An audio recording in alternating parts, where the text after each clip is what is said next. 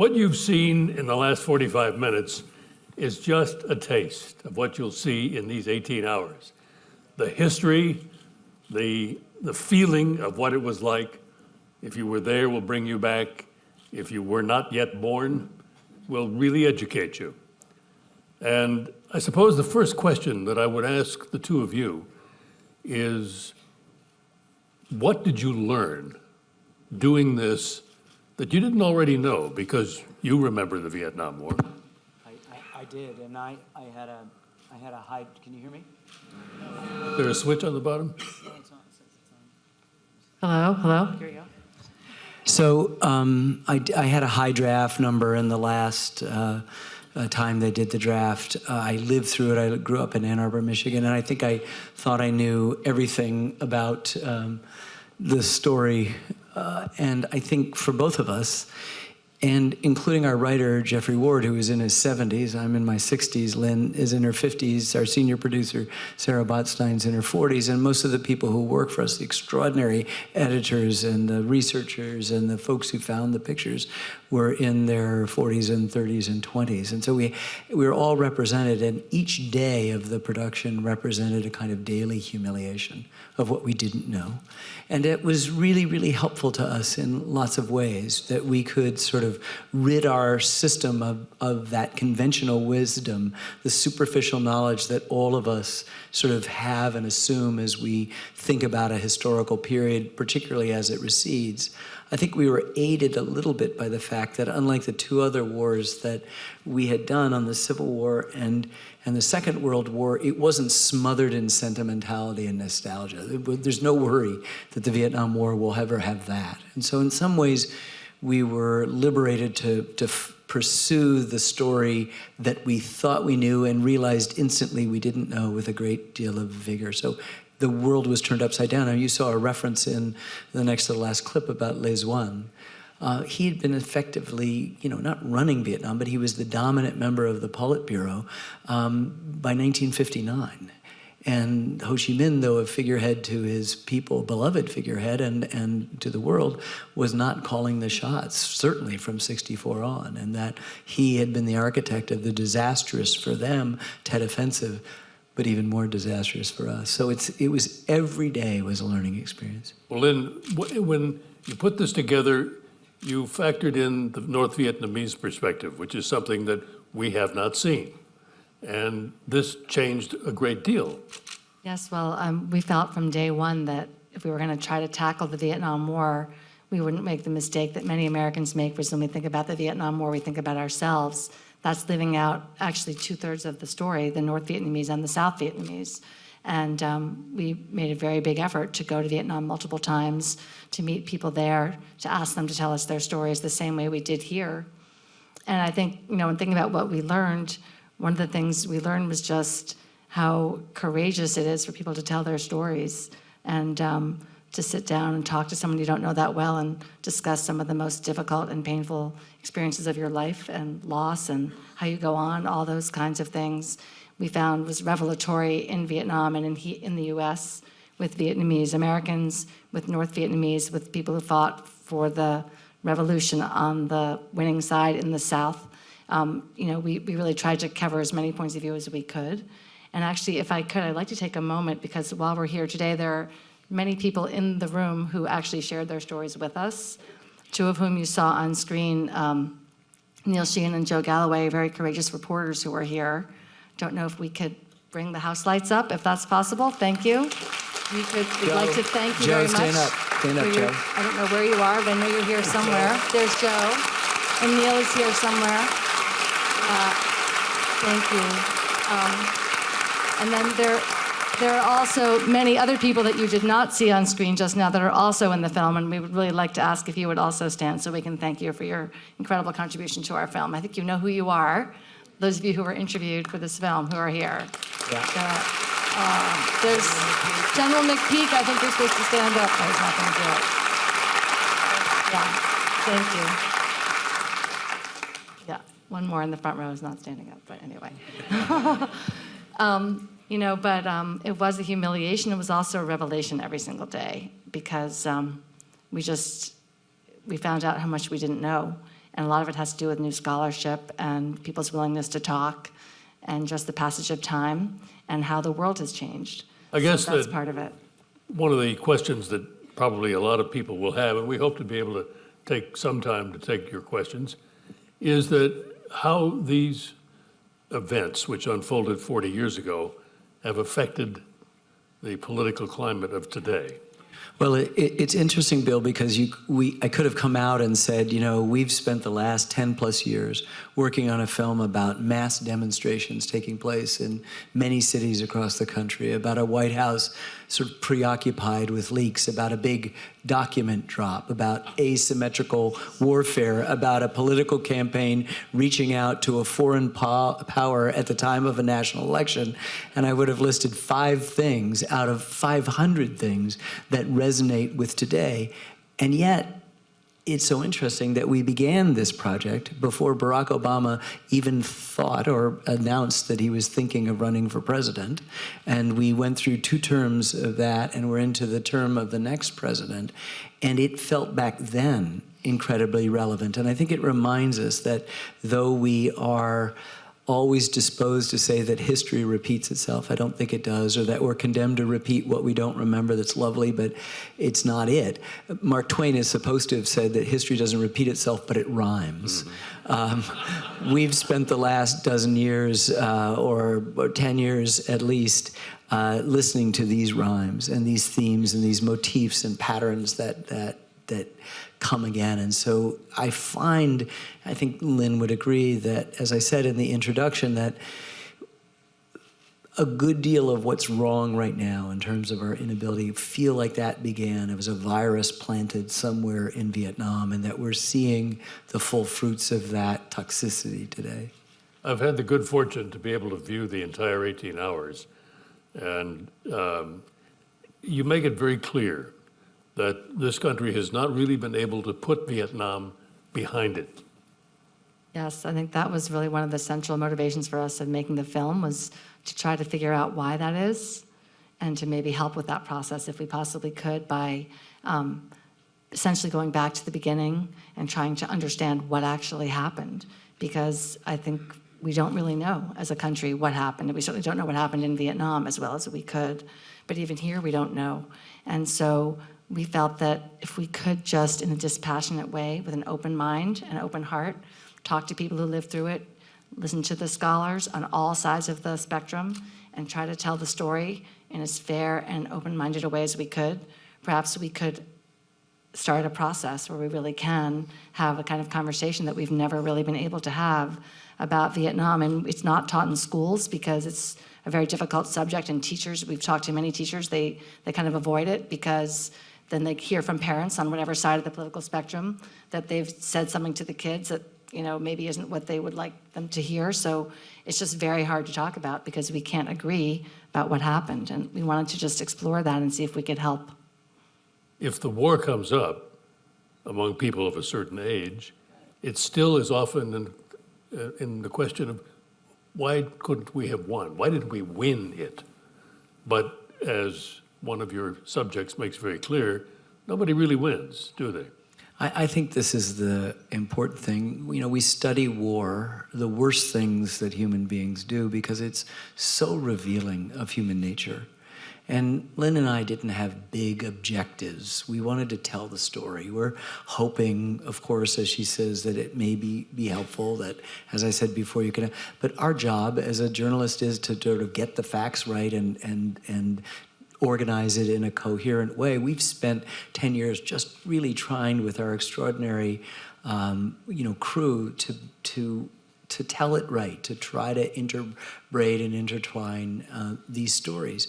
And what you find in war is extraordinarily revealing, not just of the bad stuff, that's obvious, but other moments, as you know from seeing the whole film. And I really did want to show you the whole film because there's 17 hours and 15 minutes, and I know half of you are going, well, did you talk about this? And did you get into that? And did you do this? And the answer to most of that is yes, but it's still only 18 hours. It's funny, we're in a period where people are celebrating the 50th anniversary of the Vietnam War as if it began in 1967. We postulate that it begins in 1945, and we'll make a pretty, I think, persuasive argument for that. And The first episode is great on the ancient history. Thank you. So I think we've learned, as I was saying before, we were reluctant to get into the Second World War after our experience dealing with the Civil War, that when the soldiers in the Civil War had been in combat, they said they'd seen the elephant, which I assume was the most exotic thing, that combat had blooded them in a way, literally and figuratively, that it made them different from other people. And we'd felt a little bit of that, and we're reluctant to go into World War II. But when you begin to realize that the definition of us is so completely, and I mean as human beings, is so completely tied in to this thing that we will always do, which is go to war, it becomes this incredibly fertile field of study, and it reveals all sorts of stuff. And that's, I think, all we were trying to do was sort of put our arms around as much of it as we could. Since we're here in the museum, I think it's important to bring up media coverage of the war. And the perception that's been pervasive for years is that the American public turned after the Tet Offensive.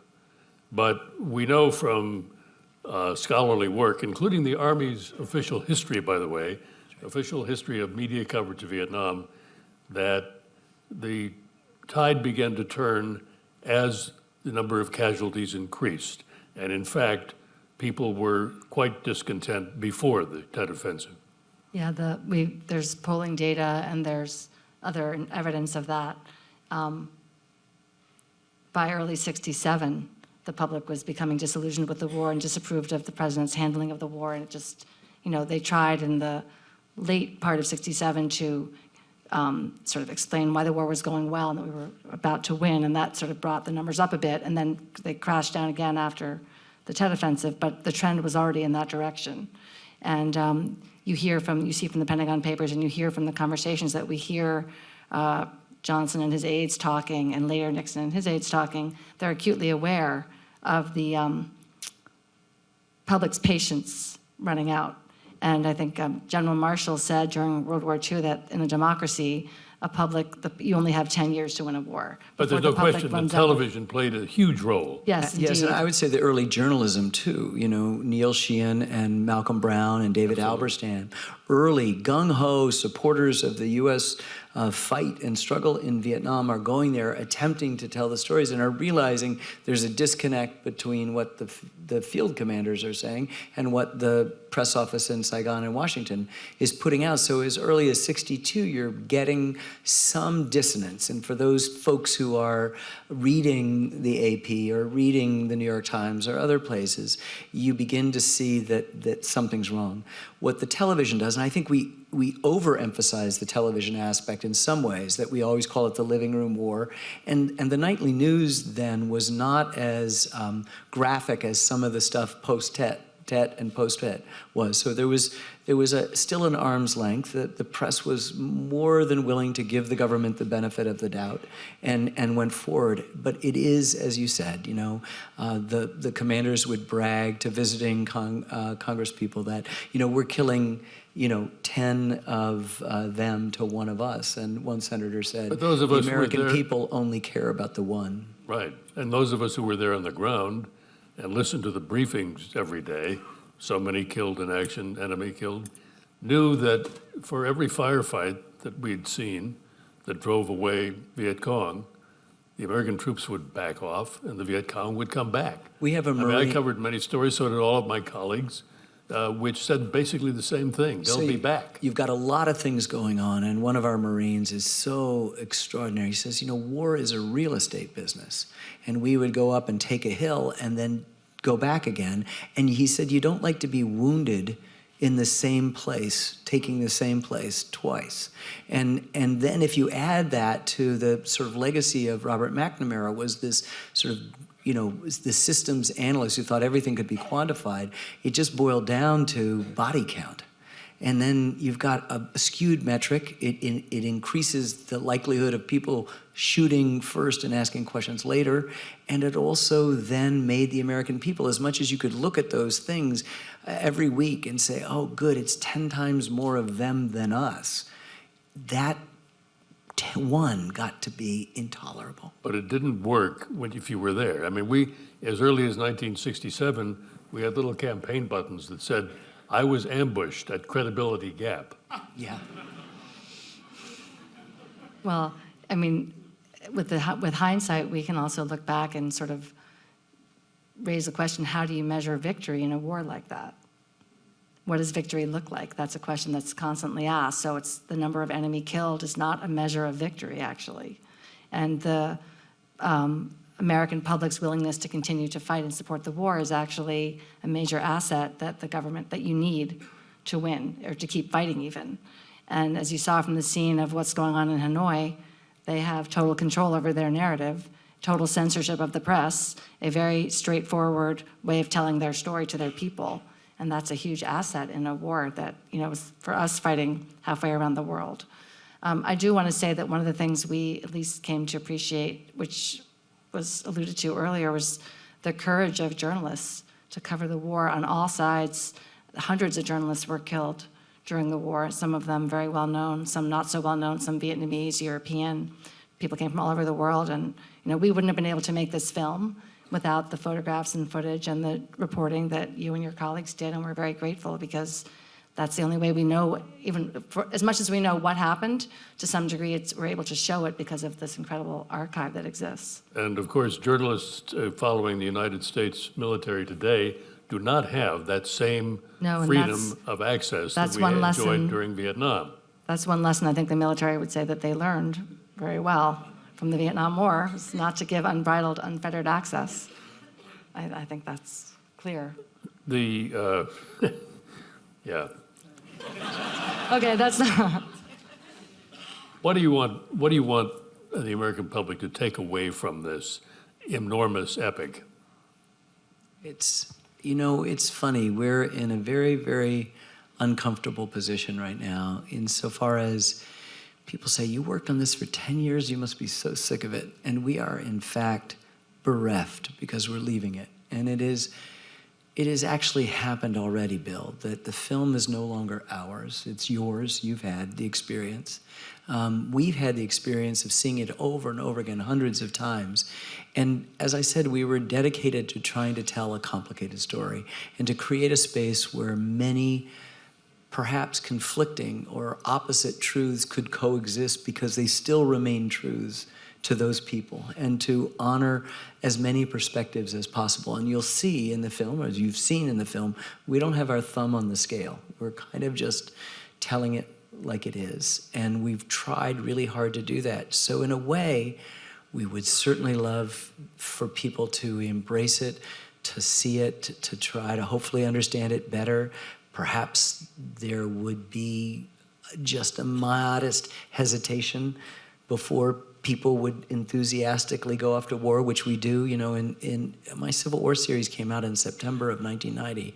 In August of 1990, Saddam Hussein invaded Kuwait. And in the middle of September, 85% of the American people were very excited to go to war.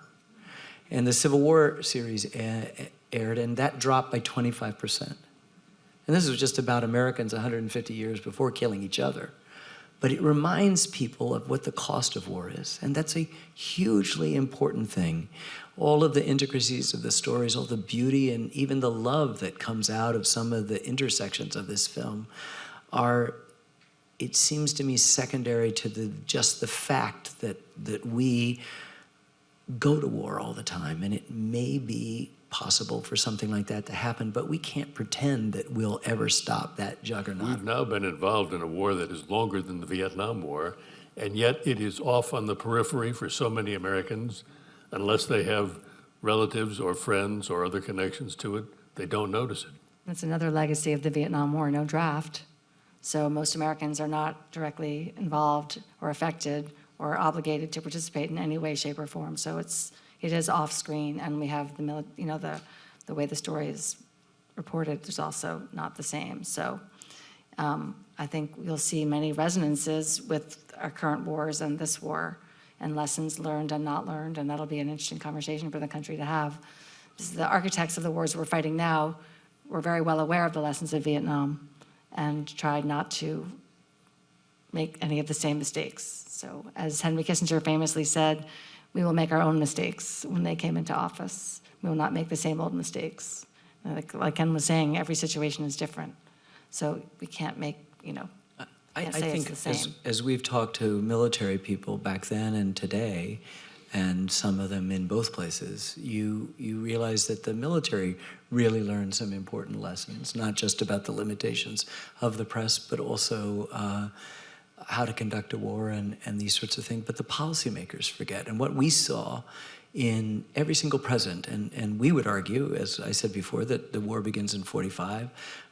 Truman, Eisenhower, Kennedy, Johnson, Nixon, and Ford all make decisions, significant decisions, hugely influential decisions about this war that are based on domestic political considerations, which is a polite way of saying, will I get reelected?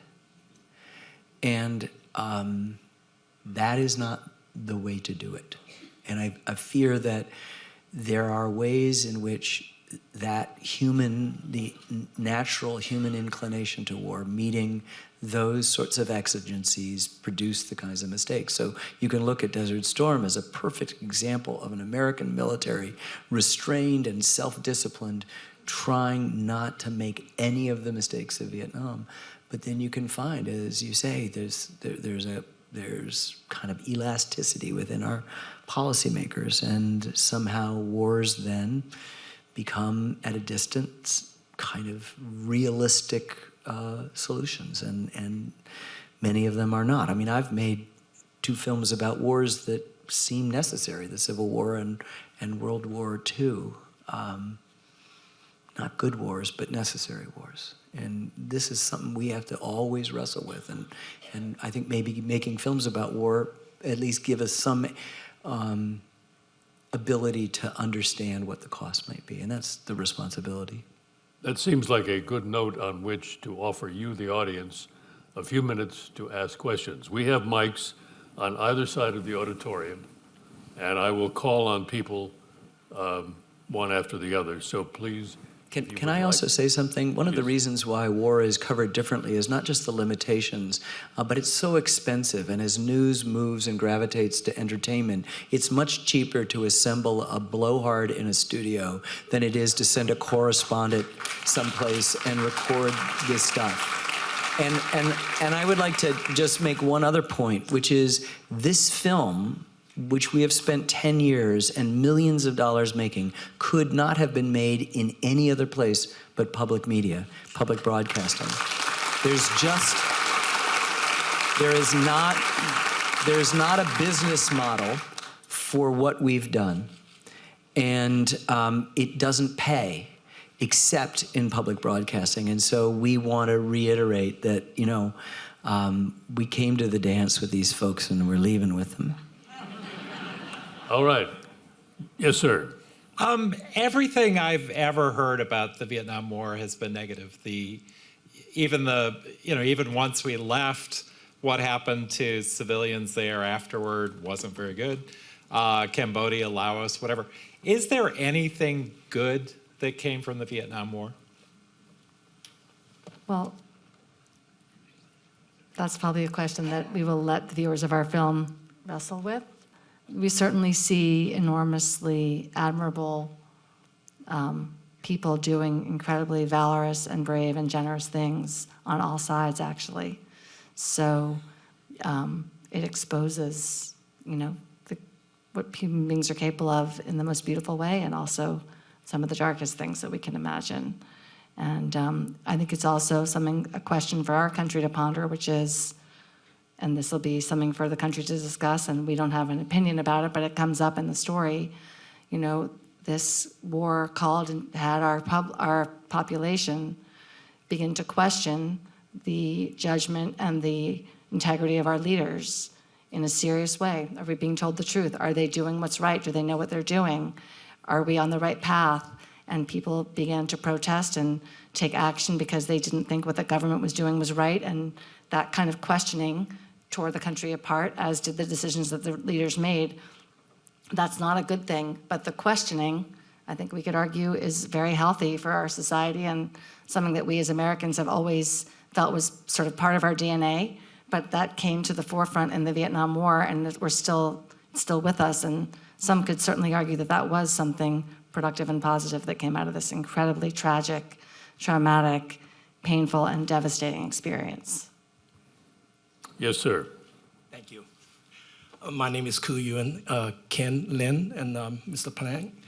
Thank you for sharing your wisdom and being up and close with all of us here this evening. My name is Ku Yuen. I grew up in Washington, D.C. And Mr. Plank, you know, I appreciate when I growing up as a teenager, you bring close to real time of what's happening across the world with the fighting in Vietnam, so that at least we can keep in touch with the image and all that. So I indebted to you for those newsreel reports. So thank you very much. And Ken, you know, I have met you before, and Lynn, this is the first time. And Ken, you are certainly the foremost American storyteller. I mean, your investment and time and all the energy that you have with Lynn to create this 10-year journey where you are able to bring this most important history, not only to American, but to the world. I mean, it's a modern history, but yet it's not being covered thoroughly. I mean, from both sides of the fence. Usually the people who won the war are the one who writes the book. But however, you give it to both sides, and certainly will educate not only guys like me that who were teenagers growing up in the Vietnam War. That's great. Do you have a question for them? Yes, I do. Okay, certainly. I'm gonna. And we have to say that we have not paid him. I can attest to that. Okay, but just to flow along, I can echo that when I was getting my selected service card, my number also high, and my mom actually had to burn incense in front of the ancestor, so that I pray that the son don't have to go away and the chance getting killed. All right, my real question is very simple, Ken and Lynn. This has been a 10-year situation. What motivated you, and what the very first moment that actually triggered your brainwave or your desire to commit this long project? So we were working on, as I said before, on our film about World War II, and it was scheduled to be broadcast in the fall of 2007.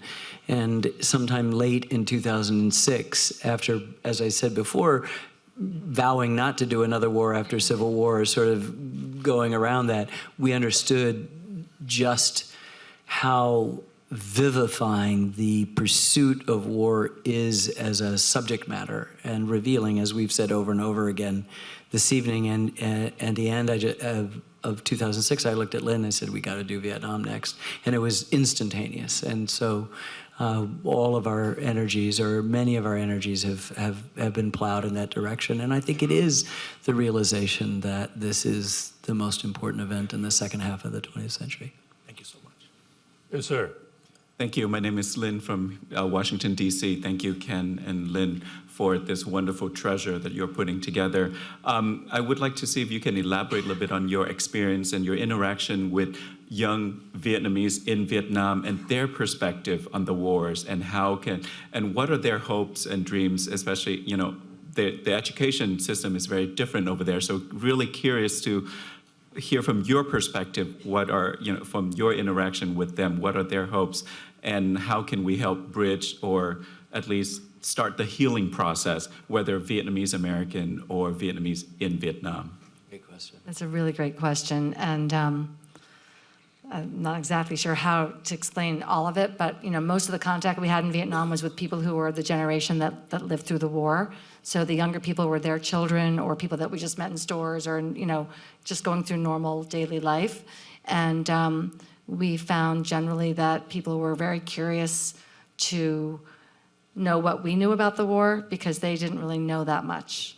And it was very similar actually to young people here, for different reasons, who don't really know anything about the Vietnam War.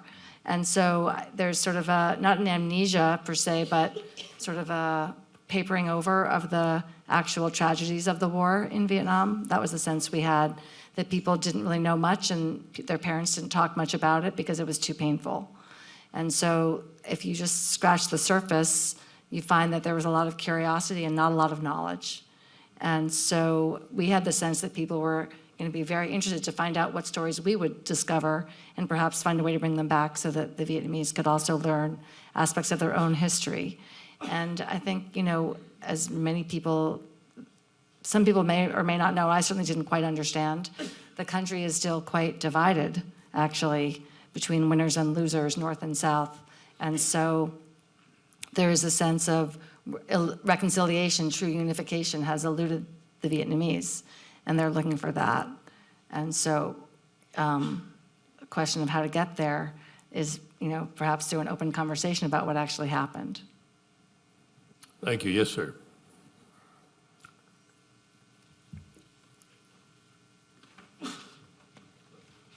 Yes, please, go ahead. Just give me a minute. Excuse me. So you have, and I'm hoping that I will watch the series. I haven't decided yet about how I feel about watching it. The introductory scene with the helicopter noise is extremely overwhelming. But anyway, getting to my question. So you say you want to have you hope to have inspire a national dialogue on the Vietnam War because we haven't talked about it or come to grips with it, which I would agree with you 100%. And my question really is, how do you plan on engaging that national conversation? Because the audience for PBS is, I think, of a certain demographic and is not going to necessarily engage everyone. One thing that has come out of the history of the war in terms of engagement is that we've sort of separated the war from the warrior. But frankly, I'm sick of "thank you for your service." I don't even know what to say when I hear it. I know people mean well, but it just doesn't resonate with me. How do you envision creating this dialogue beyond that? Yeah, well, this is a wonderful question, and I appreciate your the pain of the noises of it and the noises that we make in our own insensitivities when we relate, as Lynn says, to this now separate military class that suffers its losses apart and alone from the rest of us. I would challenge only one thing in the assumption of your question, and that is that PBS attracts a certain demographic. We actually get as high ratings in Alaska and Oklahoma and Arkansas and West Virginia as we do on the Upper West Side of New York and Russian Hill and San Francisco and in Portlandia. We are very proud of that, and our films particularly do that and become big events, and we don't rest on that. Most broadcast television is skywriting. The first zephyr and it's gone, and we're flitting to the next attractive flower. We have been interested since the very beginning of our association, now 40 years with public broadcasting, to work on the educational outreach, and it's extraordinarily robust in the case of this film. And so we've talked to teachers. We've not bestowed on them pretty materials, but we talk to them about when they teach it and what they teach and what they would like and how they'd like it done, and talk to curriculum designers and have tried to dovetail into their needs. And we've reached out to veterans groups and church groups and all sorts of people across the country to try to remind them that the thing that we yearn for always is community, and we've forgotten that. And Vietnam is one of the places where we lost touch with that. And so I would say to you that please watch it. Please watch it with someone you love, because it will be difficult to absorb, but particularly we made it for you. And we would like you to give it a chance. And I would just, the presumption that public television is some sort of, in some left-wing bayou is just preposterous. This is the place that put on William F. Buckley's firing line for 40 years. None of us in public television sort of get that, and you will see in the even-handedness of this film and the voices that are represented there, I think, multiple reasons to join the conversation with us. And we actually need your voice because it's thoughtful, it's poised before it asks the question, and that's hugely important, particularly today where we don't do that anymore, and thank you for that. I just going to quickly add that, there are hundreds of public television stations in many markets. They're sort of the dominant civic and cultural force in many, many markets. And they are planning unprecedented scale of public conversations. And we're providing sort of, conversation guides or conversation starters. And we really think they're going to be able to bring in to these conversations groups, people across the political spectrum, basically, to have the kind of conversation we've been talking about, and across generations, and across all of our various divides. And it's on an unprecedented scale that public television and all the stations have ever done. And the stations are being very creative also in partnering with all kinds of groups. So we're really very optimistic. And the way the film is being broadcast throughout the fall, we think this conversation will not just last for a day or a week, it'll be months, if not years. Thank you. We're hoping to work with WETA to do that. That's great. Thank you. Thank you. Thank you. Yes, sir. Hi, my name is Bin Lee, and I grew up in Northern Virginia.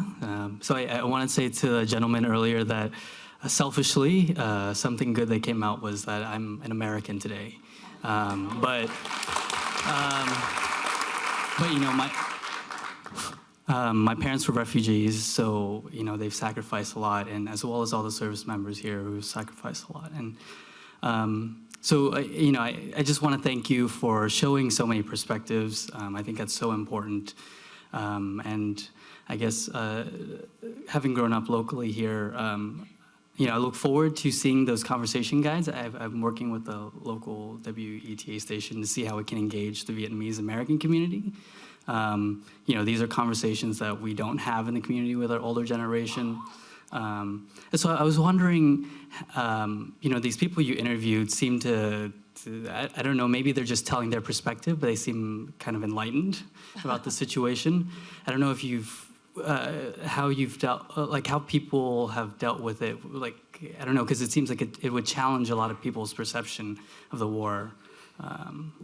Well, that's what we hope will happen. And you're right, a lesson that we've learned is that we have a whole class of people who are bold-faced names now, and that's why we created our country, to avoid bold-faced names. That was called royalty. And we then assume that the rest of us, therefore, are ordinary people. And what you find, particularly in war, is that there are no ordinary people. And I think what happens is that when you ask people fundamentally direct and honest questions, you get extraordinary things back. And if you can have the time, the luxury of the time to distill that material, you can begin to appreciate on many different scales the variety of perspectives that these people will represent, and without making anybody wrong. That was our intention, to not make anybody wrong in a way that in which they could feel in the environment of this film that they could say their piece. We weren't showing them the film. We had to wait to interview them to have the film. But as Lynn was speaking earlier, it's very, very clear that Americans haven't resolved this, but neither have the Vietnamese. They're arguing over it. And of course, the third force is the loss of this country, South Vietnam, and the diaspora that's here that we've, tapped for an extraordinary commentary. Americans love to avoid talking about Vietnam, and one of the first you can do is blame it all on the failure of the South Vietnamese government or their fighting soldiers. And we will introduce you to people who are as brave as any soldiers you have ever met, who are South Vietnamese soldiers. And and one of them is about to step up to the microphone. And we're happy to explode that. And the most important thing we want to explode is this idea of commonness in humanity. And so we recognize the shared humanity of people. We have a wonderful moment in the film where a Viet Cong soldier remembers looking through the brush and seeing an American weeping over a fallen comrade, and how much he observed the Americans tending to their wounded and trying to clear their wounded off the battlefield. And it occurred to him, he said, as he taps his forehead, that the Americans had the same humanity that we Vietnamese had. It's really good to hear that as an American, you know, with all our puffed up sense of exceptionalism, that a Vietnamese could suddenly come to the conclusion that we might also have the humanity that all Vietnamese did. And it's a wonderful moment in the film because it kind of turns upside down your perspective. I can't wait for you to see it and to share it with your parents as well, as reticent as they are to talk about it. Yes, sir. Hi, everyone. Hi, Ken and Lynn. Thank you for contribute a lot of documentary for the Vietnam War lesson learned in American history.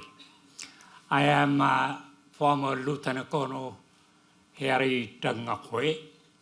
I was in POW camp for 13 years. I got 5 times wounded in the battlefield. That means I got 5 Purple Heart. I got Silver Star, presented by General Creighton Abrams in the Tet Offensive. After watch the Vietnam War, the film, I will contribute for Lynn and Ken a lot. But I think if Americans come to Vietnam to kill the people, the children, why after war, after 1975, millions of Vietnamese escaped by boat, by everywhere. And now Vietnamese American in this country about 1.5 million. So that means if American so bad like that come and kill, not save Earth, why after war we come here? That makes no sense. Is that correct? No. U.S. come everywhere, American come everywhere to save that country, that people. I'd like to tell you that. So we should demonstrate the good thing and the bad thing. And we should definite the verb to win. Win what? If you say to win, to occupy the land, okay, in the Vietnam War, we lost because we not stay there. We not capture Cam Ranh Bay or Saigon or something like that. No, American not hold any land over there.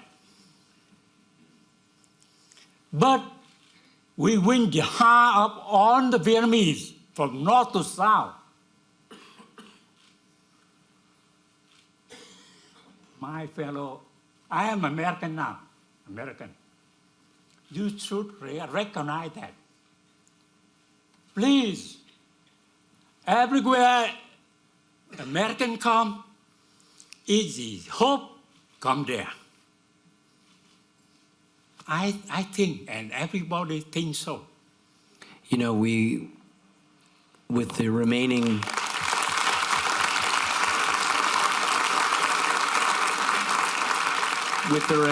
17 hours and 15 minutes of this series, Harry, you will see evidence of what you're talking about, and you will see evidence of other perspectives and other points of view, but we are so happy that you are an American, that you did come here. Thank you. And that you were so gracious to us to share with us your story in the film, and we can't wait to share it with the rest of this audience in September. Thank you very much.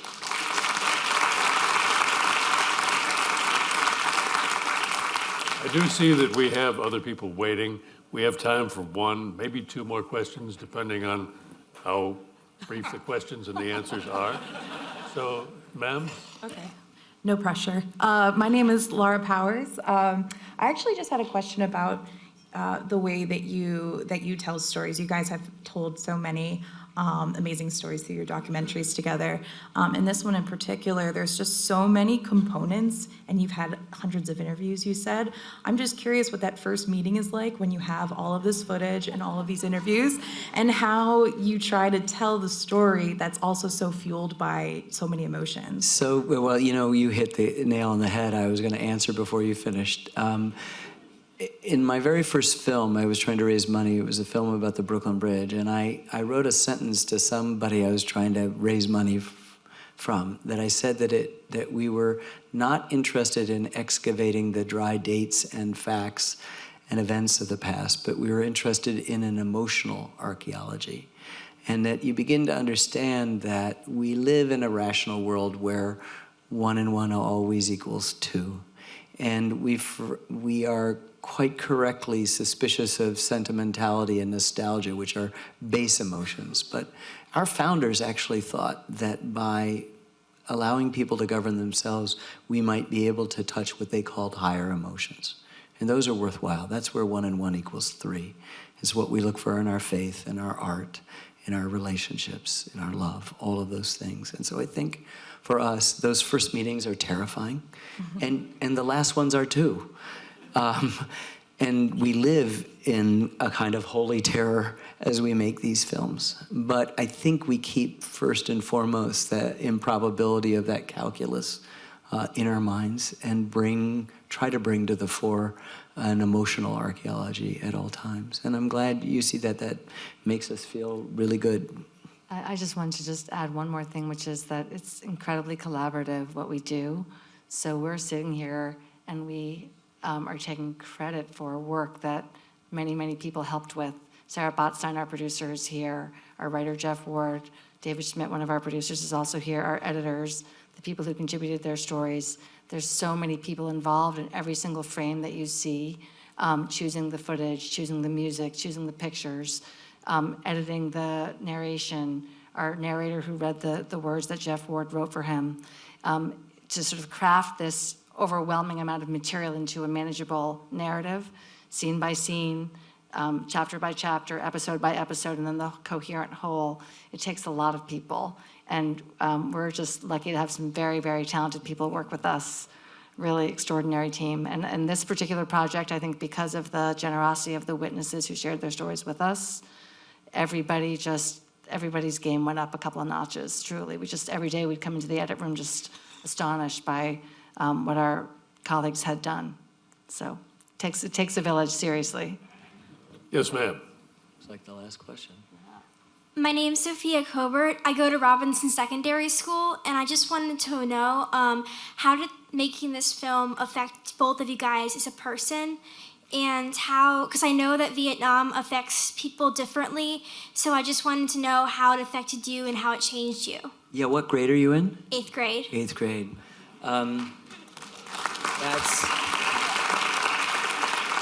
Of course, we are all humiliated by the intelligence of your question, and will endeavor to do that.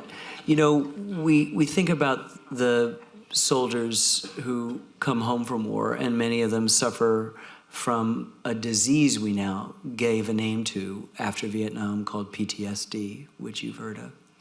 I think for many of us engaged so wholeheartedly, as Lynn said, this incredible group of people that went around, there was a kind of intensity to our experience of life that I think in some ways has changed us forever. We were so touched by the stories that we heard. We felt so responsible to tell them right, to figure out a way to organize the material that would honor what they do. Do you know what a Gold Star mother is? A Gold Star mother is someone who's lost, in this case, her son in war. And we interviewed a mother and a sister, and they didn't have to tell us that story. You know, they were not obligated to relive the horrible moments of reading to him as a little boy from Shakespeare's Henry V, which is glorifying those who were on battle as opposed to those who'd stayed home. And realize as she's reading to us what she had in fact commended her son to. She didn't have to tell us about the moment when the man in uniform and the preacher walked up the steps of their house. And so in the process of her story and literally dozens and dozens of other stories, we, I think, had something very sober and very important and responsible to do, that we felt that responsibility to tell it exactly right. And so we've spent these 10 years in a kind of state where we were sacrificing other aspects of our own lives to try to honor the lives of the people who had shared their stories. And it might be the Gold Star mother. It might be General Merrill McPeak down here, who was a pilot. It might be John Negroponte, a career Foreign Service diplomat who had a smattering of Vietnam back then, as Vietnamese, and was there at hugely important moments. It may be Neil Sheehan or Joe Galloway. It may be Harry Hui. It may be some of the people you've met tonight who are not here. But all of those, I think in some ways, and I know that Sarah Botstein, if she were here, and Dave Schmidt, who, I mean, they're both here on this stage with us, would say that this project rearranged our molecules. And it's impossible to say precisely what it was, but there was born in us an increased appreciation of the power of our storytelling, and how much we had to be faithful to all of the perspectives that we were charged with representing. And I hope that in some ways that begins in a very feeble way to answer your extraordinary question. There's not much I could really add except to say that I think about what many of us took away, and this is really an epic tragedy. So trying to wrap your arms around what is the meaning of tragedy in our lives, and sort of big existential questions. What Mac Cleland said at the beginning, which is to live is to suffer, to survive is to find meaning in suffering. By the time we get to the end of the film, at least I came to understand that one of the ways that we as human beings can do that, and I don't think I could have explained this before we worked on this film and figured it out ourselves how to tell this story, was the sort of heroism of telling your story and trying to make meaning out of the chaos and randomness and sometimes terrible things that life just dishes out, just even if there is no war. That is what makes our lives matter. And so we've had the privilege of getting to know all these people who have done that. And they have inspired us just to understand the extraordinary power of that, to tell the story, to understand what happened to you and what it means. I mean, that's something we carry with us forever. So thank you for an incredible question. You know, the Ernest Hemingway talked about people being broken, but being stronger in the broken places. And I think that as much as we crave and pursue happiness, the moments that matter most are the places where we have grown the most, have often come out of tragedy. And this Civil War freed the slaves and united the nation, and the Second World War ended fascism. You can find no overtly redeeming qualities to Vietnam. And yet, in those moments of bearing witness, sharing your story, you can find something that's unbelievably redemptive. And we've just tried to open our ears to that and sort of honor that in a way. Does that help? Yes.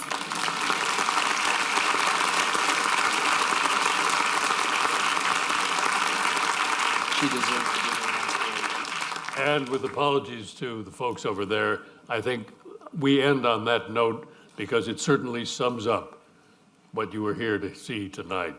And when you see these 18 hours, you will be moved, you will be saddened, you will be joyful in places, but it will change you.